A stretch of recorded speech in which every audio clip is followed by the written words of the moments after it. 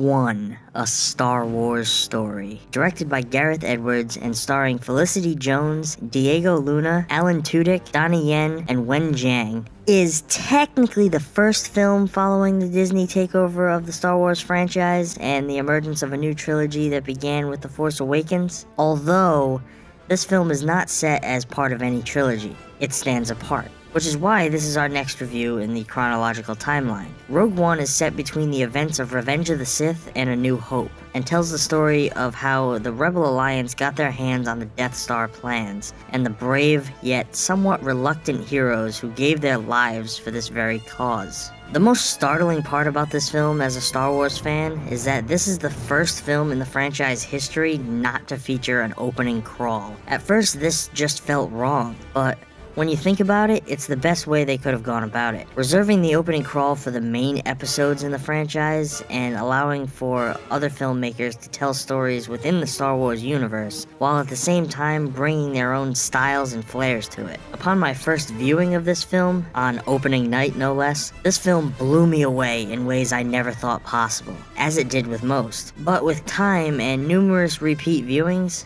this film has not been aging so well with me.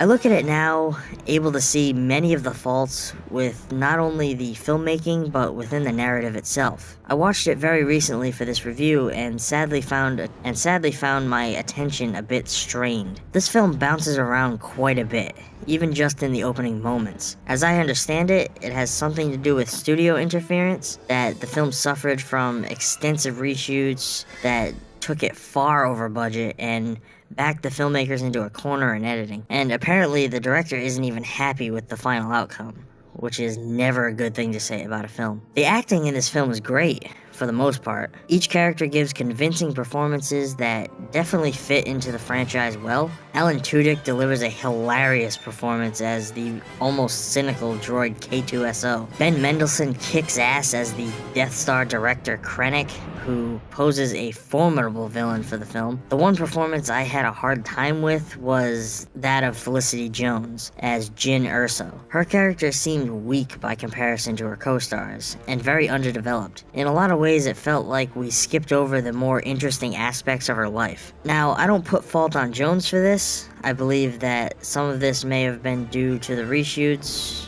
and re-edits. Some of it could have been the way the character was written. I honestly don't know for sure. I loved the gritty nature of the film. It was nice to see the Star Wars universe from a darker and edgier viewpoint. The special effects were gorgeous to say the least, enhancing the battle sequences and delivering visuals to things that we have all always wished to see, such as a planetary view of the destructive power of the Death Star. One thing we have to discuss is Governor Tarkin.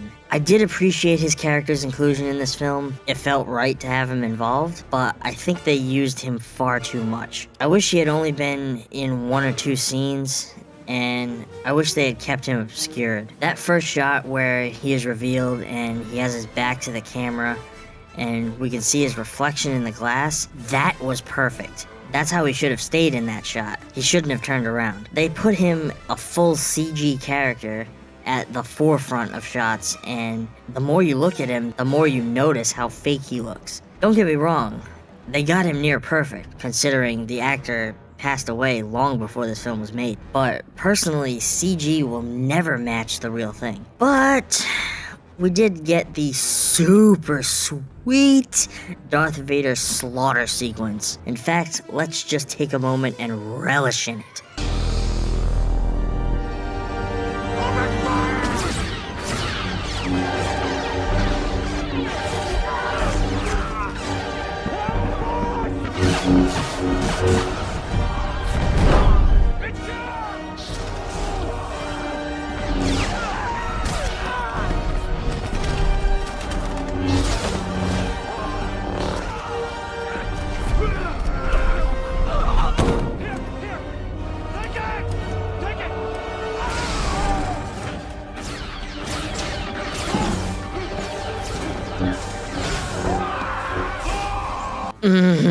Yes!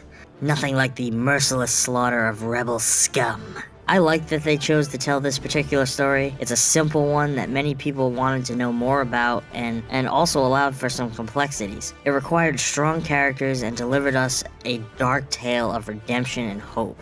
Overall, I have to give Rogue One, a Star Wars story, a C-. While I still love this film for many reasons, the biggest being because it's Star Wars, there were many things within it that needed improvement. This is still a film that Star Wars fans will love and watch over and over again. I know I will for sure.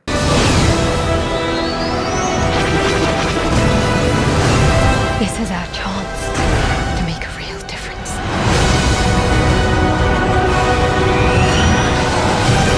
Are you with me? All the way.